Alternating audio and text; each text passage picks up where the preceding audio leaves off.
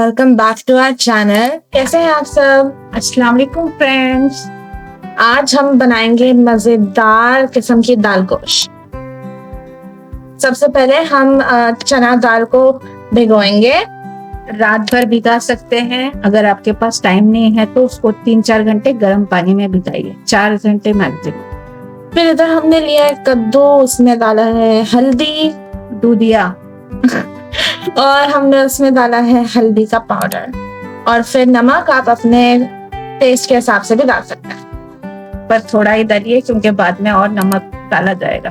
फिर हम इधर बनाएंगे टमाटर और हरी मिर्च का पेस्ट। तो हम लेंगे 4 से 5 हरी मिर्ची, और हम 2 टमाटर को रफली ऐसे कट करेंगे पीसेस में और उसको ब्लेंडर में पीस देंगे, क्योंकि बाद में उसमें इमली भी जाएगी, इसलिए 2 ही टमाटर काफी हैं, या 2 से 3 काफी हैं।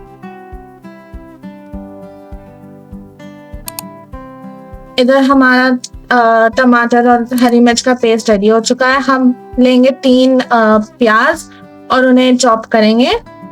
ये 1 kg मटन के हिसाब से है। अगर छोटी है तो 3 से 4 लीजिए, बड़ी है तो 2 भी काफी होती हैं। और आपको बिरयानी की रेसिपी कैसी लगी? आपने प्लीज देखा नहीं है तो प्लीज देखिए। इधर हम देखेंगे कि अगर कद्दू अच्छे से पक गए हैं, फिर जो हमने चना दाल भिगोया था उसका पानी हम निकाल देंगे। एक प्रेशर कुकर में तूर दाल और मसूर दाल लेंगे। 1 कप तूर दाल है और आधा कप मसूर दाल है। मसूर दाल थोड़ी कम लेंगे तूर दाल से। और अगर आप चना दाल नहीं खाते हैं तो सिर्फ तूर और मसूर की भी दाल बन सकती है, दाल गोश्त की। तो आप आधा कप मसूर दाल लीजिए। इन्हें भी 3-4 पानी से अच्छे से साफ लीजिए। हम दालों को अच्छी तरीके से वॉश कर देंगे। 3-4 पानी से धोना है। फिर जो हमने चना दाल भिगोया था उसको हम बाकी दालों के साथ कुकर में डाल देंगे, और उसके साथ आधा टीस्पून जिंजर गार्लिक पेस्ट भी जाएगा। आधा टीस्पून इसलिए क्योंकि गोश्त में भी डालने वाले हैं, इसीलिए सिर्फ इसमें थोड़ा और दाल में भी फ्लेवर आए इसलिए। और 1 टीस्पून हल्दी पाउडर और नमक दाल के हिसाब से थोड़ा, क्योंकि गोश्त में भी नमक गया है और भुजिया में भी नमक गया हुआ है। तो नमक देखकर डालिए, स्टार्टिंग में थोड़ा थोड़ा ही डालिए, बाद में चख सकते हैं आप। हम कुकर में अभी थोड़ा तेल भी डालेंगे, 1 टीस्पून। और फिर हम एक पतीले में थोड़ा तेल लेंगे। हमने ऑलिव ऑयल यूज किया है। हम सब खाने में हमारे ऑलिव ऑयल यूज करते हैं, हम सनफ्लावर यूज नहीं करते हैं। तो उसमें ऑलिव ऑयल है, और जो हमने प्याज काटी थी वो, और नमक और हल्दी पाउडर। इसको अच्छे से आपको मसलना है हाथ से ही। ये मेरी सासू माँ की रेसिपी है, उन्होंने अपनी मम्मी से सीखे हैं, और वो मुंबई से हैं, तो वो मुंबई वाली दाल गोश्त वाली रेसिपी है। इसलिए इसको अच्छे से हाथ से ही आपको अच्छे से मसलना है, ताकि प्याज का पानी निकल सके, थोड़ा अच्छा पानी निकले और प्याज नरम हो सके, तब तक आपको अच्छे से हाथ से ही मसलना है। आगे हम इसी तरीके से मजेदार रेसिपीज शेयर करेंगे। और दुबई में हम डेली जैसे जीते हैं, हम कहाँ जाते हैं, हम आगे रेस्टोरेंट के रिव्यूज भी डालेंगे, तो हमें सब्सक्राइब जरूर कीजिएगा, और शेयर भी कीजिए, लाइक भी कीजिए, कमेंट भी कीजिए अगर कुछ है। अगर आपको कोई मुंबई स्पेशल रेसिपीज देखनी है वो भी आप कमेंट कर सकते हैं, या आपको किसी की जानकारी चाहिए वो भी, तो हमारे साथ बने रहिएगा।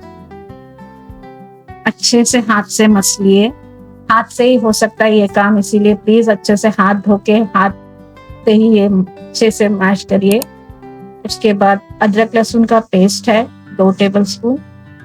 हमने थोड़ा दाल में भी डाला है, इसलिए थोड़ा गोश्त में भी डालना जरूरी है, क्योंकि गोश्त का फ्लेवर भी आना चाहिए अदरक लहसुन का।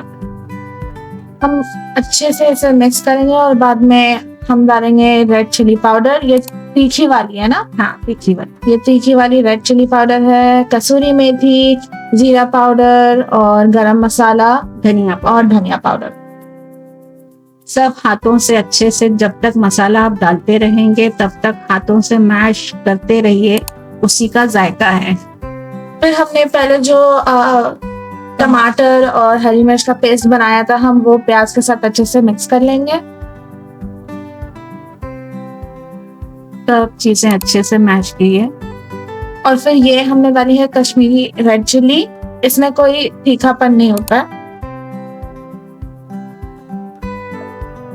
जो हमने प्याज का पूरा मिक्सचर बनाया था हाथ से, वो अब हम उसमें गोश्त डाल देंगे।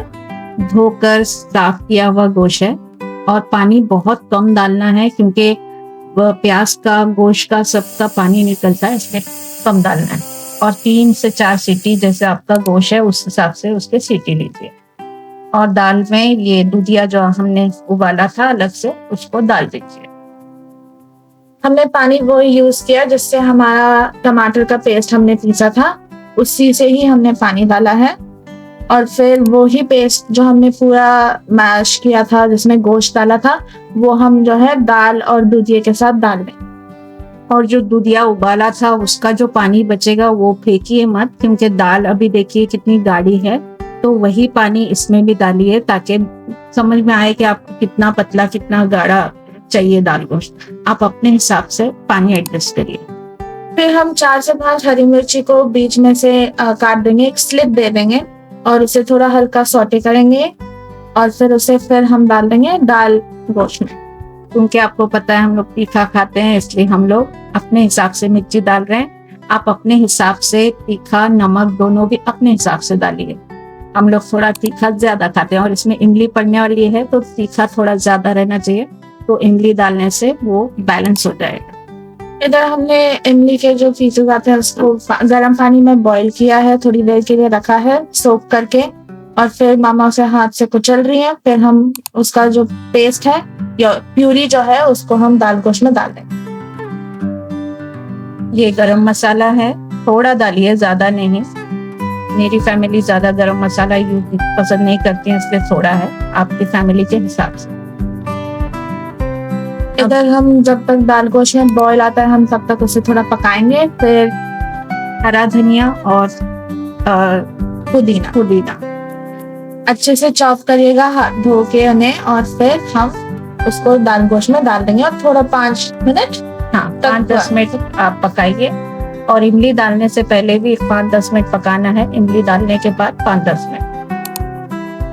तब तो अलग से गला हुआ था, इसलिए सिर्फ मिक्स होना है इसलिए। और इधर हमारा एकदम लजीज और आसान मुंबई के तरीके से दाल गोश्त बन चुका है। ये मेरी सासू माँ के घर का तरीका है, मुंबई का तरीका नहीं। जी, अल्लाह हाफ़िज़, जल्दी मिलता है।